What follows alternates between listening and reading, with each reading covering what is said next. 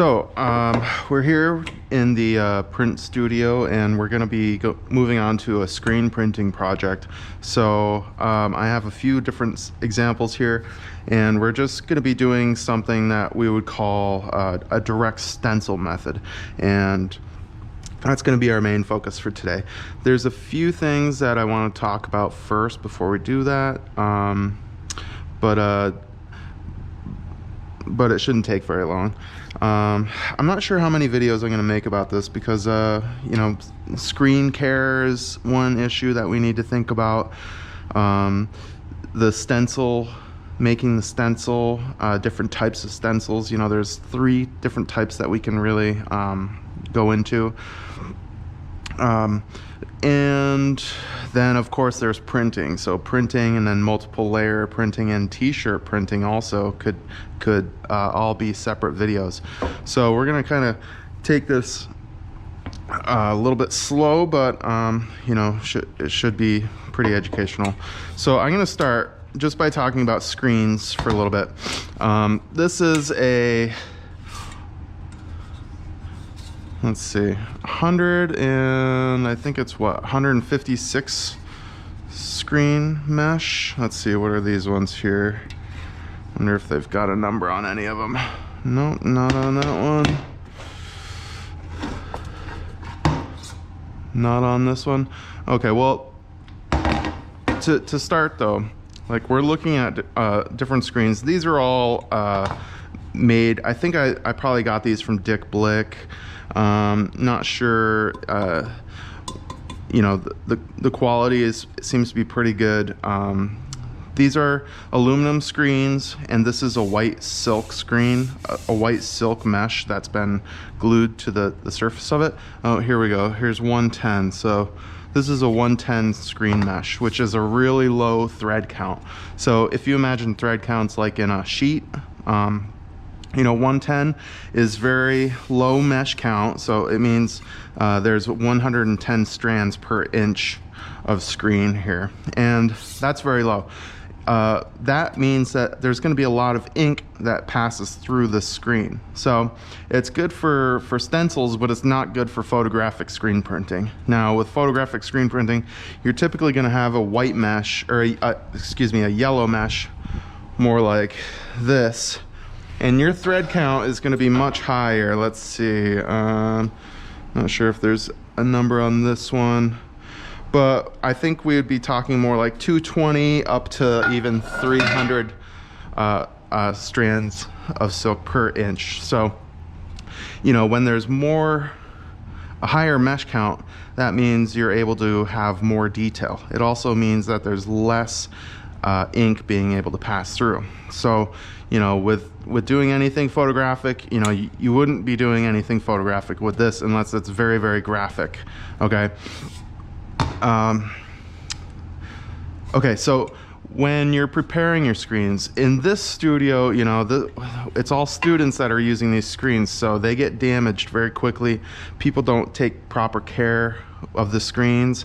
I oftentimes find them in the sink room, just stacked up, you know, and they get holes very quickly, and you know, so we really have to be careful. And I urge everybody to please clean up your screen after you're done printing. Wash out your screen properly, you know, degrease it and put it away, because it's not a big job for everybody to clean one screen, but when it's me, I have to clean all of these screens, and I end up spending like a week straight just trying to remove old ink, remove screen filler, remove like thick caked on emulsion that isn't applied properly. It really becomes a chore for me, and for one person to clean 30-40 screens, ugh, I hate it. So please try to take good care of your screens and return them in the same condition that you use them. Okay, that being said, first thing you want to do is inspect your screen. If you see any areas where there's some additional screen filler, you're going to want to try and remove that. Any old ink, I would try and remove that. And I have a pressure washer that can do some of the little issues that might come up. But for the most part, if people are taking care of their screens in this classroom using just screen filler and drawing fluid, we can use just a regular sprayer in the back with hot water. Soap and hot water do a lot. But also, we're going to be using screen filler remover, which will get rid of this red stuff, okay? So let's look at our screen. We're going to choose a blank screen, and you want to inspect it, right? If I hold it up to the light and I see a ghost image of maybe an image before, that's not necessarily a bad thing. We can remove ghost images, but, you know, if you see anything actually blocking the light, like say this little dot here, I'm not sure if you can see that, that will, you know, show up as a little white mark on my prints. This, however, is not necessarily blocking light, so that's not going to be an issue. You also want to check the edges, you know, and I do see a little hole starting, a little tear starting in here, so I'm going to see if I can patch that, and maybe we can save this screen. Now, a lot of people, if they just don't take care of them, they kind of rub them, ding them against corners and things like that, you know, these can get damaged pretty quickly. So please take care of these screens. So choose a screen, right? And the next thing that you're going to do is, you know, consider your imagery. I have an image here that we'll talk about in just a minute, but what you don't want to do is go right to the edges with your screen. Now, this is an example where, you know, this was maybe a little bit too close to the edges. It's okay. So you can see there's just like 2 inches here, 2 inches there, and that means there's about 2 inches for the ink to be laid down and the squeegee. You really want to take care that you're using a screen where the image size gives you lots of room all around the image, so that your squeegee isn't really close to any of these edges. So if I have a squeegee and I've got imagery over here and I'm trying to get that imagery, you know, it's likely that that's not going to print as well as I'd like to. Also, like, you know, this is plenty of room actually, you know, for squeegeeing. But if I'm pushing that border and my imagery is coming close to that border, you know, it's not going to be fun to print. So please consider that. Make sure you have plenty of room on both sides and at the top and bottom for your imagery. Okay. What I would suggest everybody do when they're considering their drawing is to do a full color print, a full color drawing on a piece of paper. Have that piece of paper. It's going to help you with registration, especially if you have some little issues here and there. There's different types of registrations that we can do, such as a butt registration or using a flop registration. So, you know, those are both common types of registering, the stencil screen printing, and they're both pretty handy. But it's very handy to have a drawing that you can refer to. So once you have your drawing, you know, do it in color so you know what colors you want your sections. And typically you're going to have at least one, right? So with our project, we're doing at least 2 layers. So a base color of some sort and a key screen or K screen. So this is going to be my K screen. So this is my black imagery. The K is from CMYK with screens, and it's just a color process where you're doing a color separation, and the K just means black. Okay. With other types of printmaking, we refer to that as key plates or keystones. But in screen printing, it's usually referred to as the K screen, so the black screen. And that's going to it's going to pull together all of my imagery in the black imagery. Okay, so if I have a drawing and it's to scale, I can put my drawing down and I can take a fresh screen, place it over my drawing, and maybe even tape the drawing to the front of the screen, and I can trace my outlines with just a soft pencil. So this is 4H, it's probably a little bit too hard, but you know, just a 2B pencil is good. And you're gonna lightly sketch. Now, if you're doing colors, you wanna make sure that your color screen, depending on how accurate you want your registration to be, you know, you're gonna wanna make sure that you're overlapping your colors. So your base layers, you know, you don't want them to go, say I want a layer of color to go into this section. Now, if I'm gonna do a color layer, I'm not gonna just do it for this section. I'm gonna go overlapping into the letter itself so that I don't get like the little white halo in here from misregistrations. I just wanna make sure that I'm drawing accurately and I'm using my drawing as best I can. There's more that we can talk about with that too. There's lots of little tricks that could be an issue. You know, we're probably not going to cover all of that in this, but maybe in class, you know, we'll cover some of that stuff. So I can lightly sketch in pencil on my screen. Now, I'm using drawing fluid. So once I have my sketch on my screen, then I'm gonna use some of this drawing fluid and just check it to make sure that it has a good consistency. It's kind of like a sugar water is what I would usually liken it to. Now this is water soluble. So wherever I draw, and I wanna have a few different types of drawing utensils or paint brushes, wherever I draw my imagery with my drawing fluid, the blue drawing fluid, is eventually going to show up as positive imagery. So it's going to print ink. So I want to have, it is thick, it's kind of like a syrupy consistency. So, you know, you have to keep in mind the amount of detail that you get is really just limited to your own skill level and, you know, making sure that you have good brushes. I would suggest getting a nice flat, you know, and then a nice liner. This is not really a liner. I would use like a #1 liner. They're going to be longer, right? And I find that those long liner brushes, you can get more detail out of them. You have a little bit more control with some of the detail with those. So look for a longer liner. So it's long and skinny, and that's great for more detailed work. Now,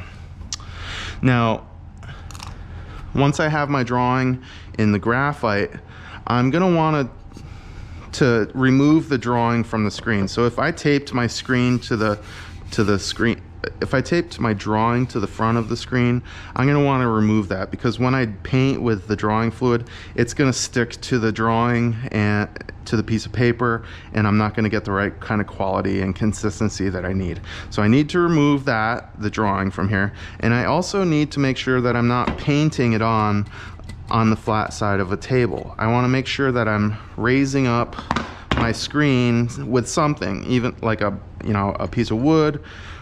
Just get something underneath the screen so that the screen itself is not making contact with the table, okay? Even if you just paint, you know, with it on your lap and you're holding it up, that's better. And that's for the same reason. If it's making contact, the quality is not gonna be there. Okay, you may be asking which side should I paint this on? Most people, I've never actually printed or drawn on the opposite side, but typically, you know, this is right reading, right? So there's no reversal. So I'm probably gonna wanna draw on the inside of my screen. Now, this is called the squeegee side of the screen, because when I'm inking and printing, this is the side that I squeegee. Now, the other side, the front of the screen, is called the print side of the screen. So this is the side where the print is going to be taken. That's a little thick. It's kind of tacky there still. So I'm going to want to do my drawing on the squeegee side, the inside of the screen, and then I'm going to want to apply my drawing fluid on the squeegee side of the screen, and I'm also going to want to apply my screen filler on the same side. So whatever side I draw on, whatever side I paint my drawing fluid with, I'm going to also do the screen filler with, but typically try to make that the inside of the screen. Okay. Okay, so here's the theory, right? We have a drawing in drawing fluid with a water solution, a water soluble solution, this drawing fluid. Now, what I'm gonna do is take screen filler, which will harden once it's dried, and I'm gonna pour some of that screen filler here, take my squeegee, and I'm gonna pull it across the image, and that screen filler is gonna go in all the non-image areas.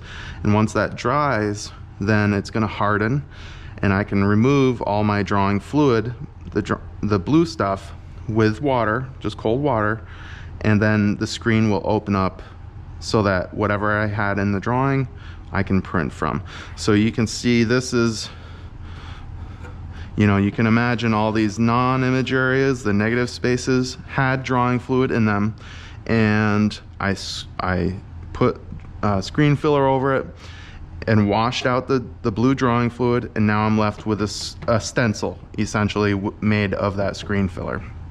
So there's a couple drawbacks to this. These screens are almost too low mesh, and so you can see this comes out pretty thick, and I don't always get a nice consistent look. I've had some issues in the past where the screen filler comes through too thick, and I have to it's too thick on the print side. So getting a print, sometimes the ink is too thick on the print side using this, but it's pretty good for t-shirts. It works really good for t-shirts, but on paper, not necessarily as well as I'd like it to, okay?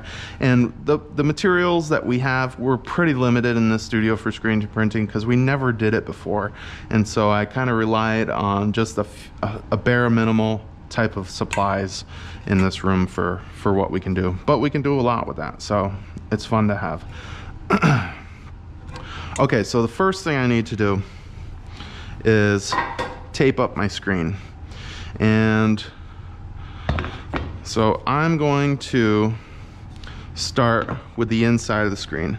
So I have a few different types of tapes here, but I wanted to show you, this is a screen printing tape. I buy this from screenprinting.com or Rayonet, and this is meant for screen printing. This is my favorite type. You know, it's not too expensive. It's good to have around. Now, this is packing tape, and I don't want to use packing tape because, you know, we always have packing tape in the studio. Please do not use this on the screens. It's too much adhesive for the silk screen, and it could damage the screens pretty easily, especially tearing it off. You know, we could tear the screens really easily. This is packaging tape, like postal tape that you would get for like boxes and stuff like that. I see a lot of people using this, but I find that this leaves a sticky residue when I take it off. So I would recommend not using this also. I bought a few because I wanted to experiment with it. I didn't really like the results. So what I would say is use this, whatever we have of this, but if we run out of this, get yourself a 2-inch roll of blue painter's tape. Blue painter's tape works great as well, so you know, it's handy to have around. Get yourself some blue painter's tape. Okay, I'm gonna move this. Okay, first thing you want to do is cut some little tabs like this, and we're going to put these in the corner of the screen, on the inside of the screen. And you want to try and, you know, don't rush this. Take a little bit of care doing this because, you know, having a screen that is taped well, you know, it's going to print better and it's going to clean better if you have a nicely taped screen. So take some time and make sure that you do this well. Right into the corner.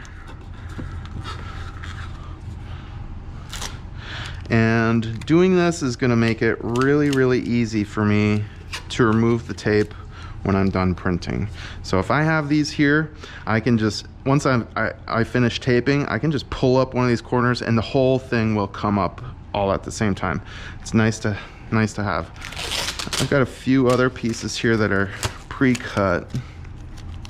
And again, I'm going into the corner. So ink is gonna get in these corners. It's gonna be a pain in the butt. The screen filler gets in there and it's hard to get it out. So I just wanna kind of get it into that corner and try to make sure that it's nice and smooth against the screen, right? Take another piece, go right into that corner. So I'm pressing it into that corner first.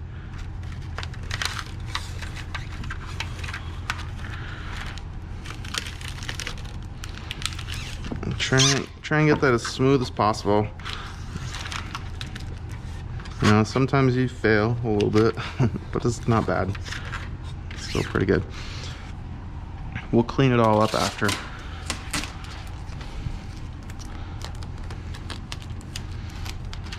Oop. Try not to let that happen on the image. So this drawing, I did this earlier in another class, and I let it sit probably at least a half an hour. You know, you want to check and make sure that the drawing fluid is totally dry before you continue. And it looks tacky, and it feels like candy. It dries kind of like syrup would. It looks like it's wet, but it's not. But just test it with your finger, make sure. And you also want to just make sure that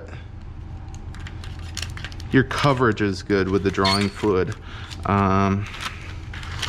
If got a little extra here, that's okay. If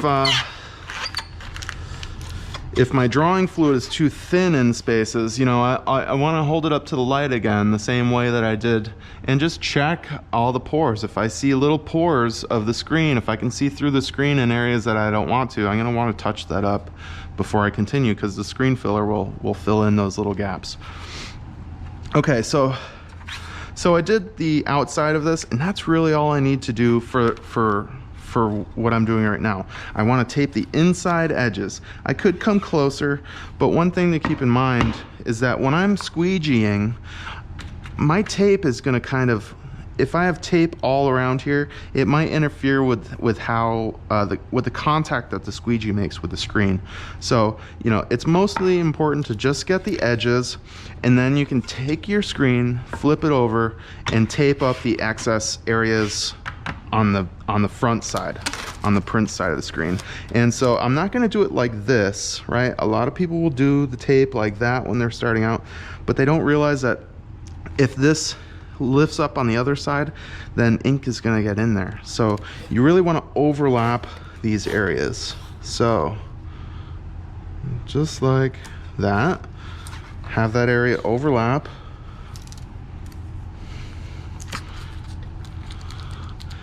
These scissors suck. So if you see me struggling with them, you'll understand why. And then I'm going to do this whole edge as well.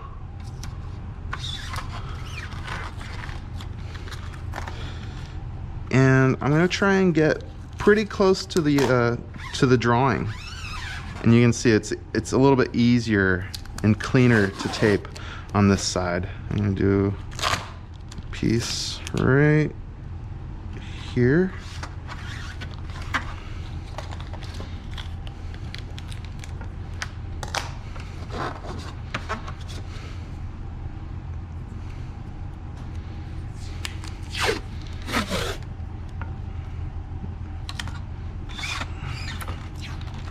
Another piece there.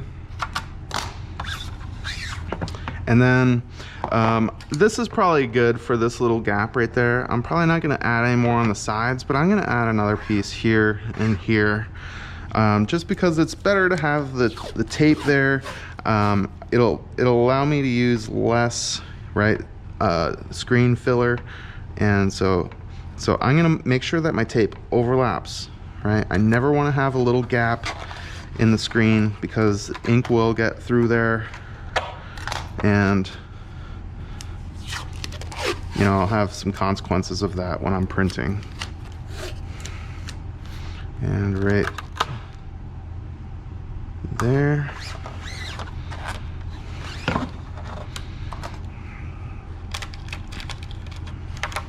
Now I might have to do some touch-ups with this later, but we'll see how this works. Okay, so now I'm gonna get a couple of boards. I like to have a couple of boards that are pretty thick. They're just handy to have. I'm gonna move this.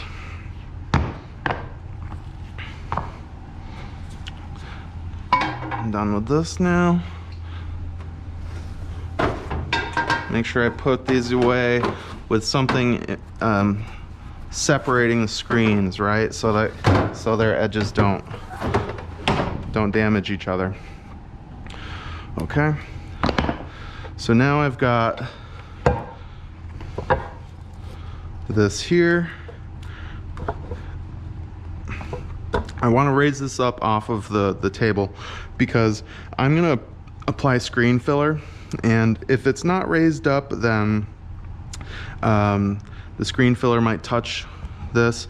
There's some flex in the screen, especially with some of the homemade screens. You know, they're not as tight of a mesh, and so they flex, and if I push down too far and it touches this, you know, then it's going to interfere with the way that the screen filler goes on there. So I want to pick a squeegee that is larger than my image. So I've got this is pretty good, and you know, there's a little bit of space between from the edges, and I've got a 14, and the 14 would probably be fine, but I might have a little bit more contact with the 12. Now when we're talking about these squeegees too, squeegees come in different durometers, and a stiffer squeegee will allow in less ink than a softer squeegee. So this one's a little bit softer, so you know, it's gonna probably push more of the screen filler through the screen with this one than it would with this one. So you know, that again has to do with the type of inks that we're using, the amount of detail, the type of imagery that we're using. Something really graphic, you know, you might be using you know, they have different uses depending on the amount of detail I'm trying to get, and if it's if I'm printing on paper versus fabric, you know, all that has to be considered. But our supplies are fairly limited, so we have a lot of basically middle durometer types of squeegees. Okay, so this is kind of the messy part. I want to make sure that I'm ready to do this. I've got some stuff around me that I can clean up with quickly, because this is not a clean process. This gets pretty funky pretty quick here. So I want to have some cards cut and ready to go.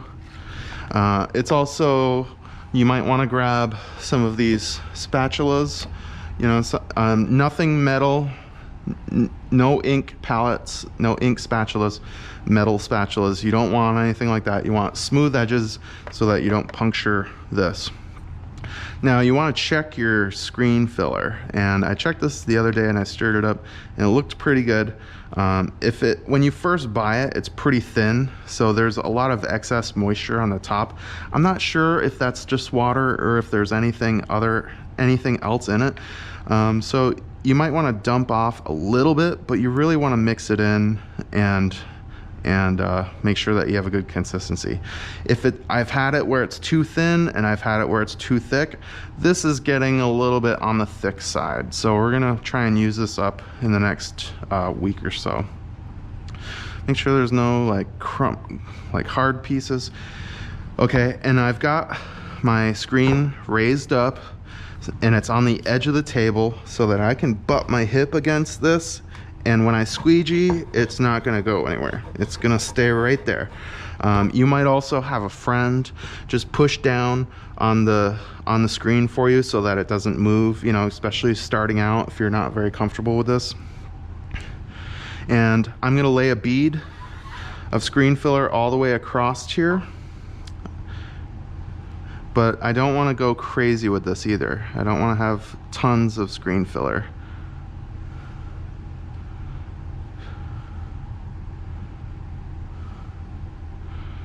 I want enough to cover it, but I don't want to make it really difficult to clean up afterwards. Okay. And I'm going to want to wipe this after. Okay, I'm going to take my squeegee. And this is getting a little bit close with these edges, so I'm probably gonna have to card in a little bit, but that's not a big deal. Now, when I pull my squeegee, I don't wanna do this lots of times. I wanna try and get this in one motion, because the more that this has friction against the drawing fluid, the more that they interact with each other, my drawing fluid is gonna start to break down because of the moisture in the screen filler.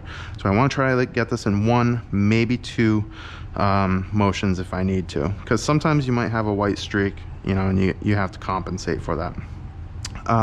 When I want to kind of dab it down, move it around, make sure that it covers the entire squeegee, the blade of the squeegee, and then when I'm going to do moderate, you know, a pretty fair amount of pressure down, but I'm not going to do downward pressure like this. That's going to force in too much ink. I'm not going to do a lot of pressure like this. I want to do about a 45-degree angle like that. Spread my fingers on the blade. You know, I could do this with one hand if I need to, but my pressure is going to be uneven. Two hands, spread your fingers, fan them out so that you have nice pressure, and one movement. Don't go too slow, don't go too fast.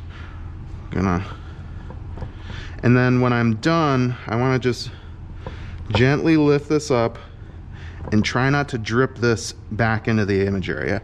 Kind of want to scoop it up and get it away from the screen, and we're going to put the remaining back into my container. So I've got my hip up against the edge, and here we go.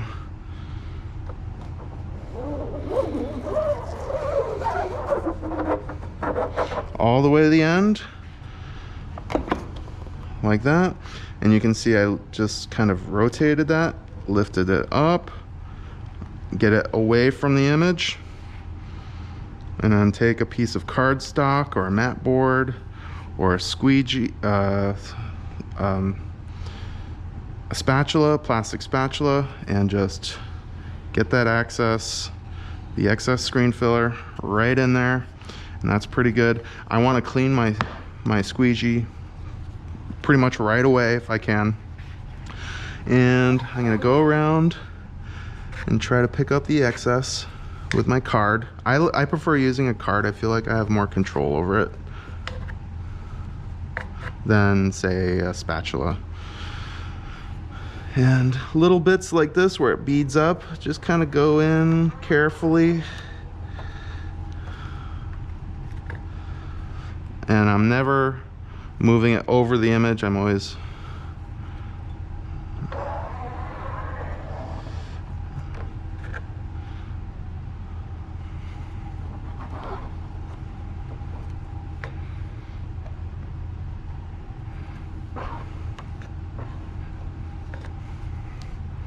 okay. And it looks pretty good. So I missed a couple little areas here, but that's all right. I can always just tape that, and it's in kind of inconsequential areas there.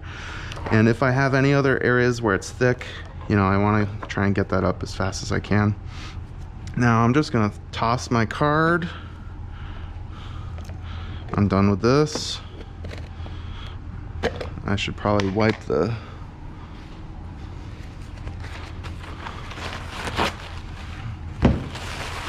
rim. If you tighten that lid back on here, once there's some of this built up, it becomes very, very difficult to open it. So just be aware of that. I prefer not to tighten it so hard just for the next person, you know, leave it so that it's on there, but it's not like super tight. We'll leave it just like that. Okay, and then take some more paper towels, and especially if you're in a hurry, try to remove any of the excess out of the corners. It'll make your life a lot easier later, and it'll dry a lot faster as well.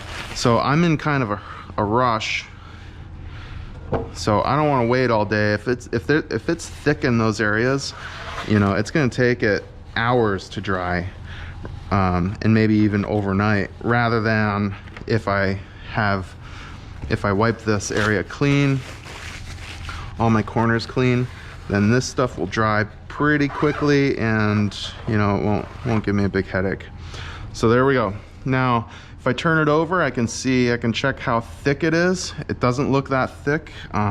There's a couple little spots here and there. Actually, it is pretty thick, but I mean, it's a 100 mesh screen, so it's gonna be pretty thick, but I'm happy with it, so it should be fine. Now I need to let this dry, so I'm gonna probably turn it over so that it's print side up, and I might lean it up against something like this and just let it dry. But I'm gonna go sneak and grab a fan, get the fan going on this. If it was really thick, I probably wouldn't want to have it leaning up like this, because some of that screen filler might start to drip down, and I don't really want that. So if it's really thick, put it down like this and make sure nobody touches it. And then the next thing I'm gonna do is just clean up. And fortunately, you know, I've done this enough times where I've managed to keep it pretty clean, but you might have some issues on the table. You might have drips all over the place, and your squeegee, you wanna clean this first with hot water. If you have issues removing this, then you're gonna need to use screen filler remover and a gentle sponge. You don't want to use anything too abrasive on this. You can see it's already starting to dry. This stuff dries really quickly. I don't want to leave it on my blade. I want to make sure that I get it all off right away. Okay, and when you're done with this squeegee, put it back on the rack. Don't leave it in the sink. A lot of people tend to just leave it in the sink, but don't do that. Make sure that it's all off of the blade. And I'm not using like steel wool, I'm just using, you know, a light abrasive type of material. Once I've done that, I'm gonna dry it off, and we'll be using this in the next round of things.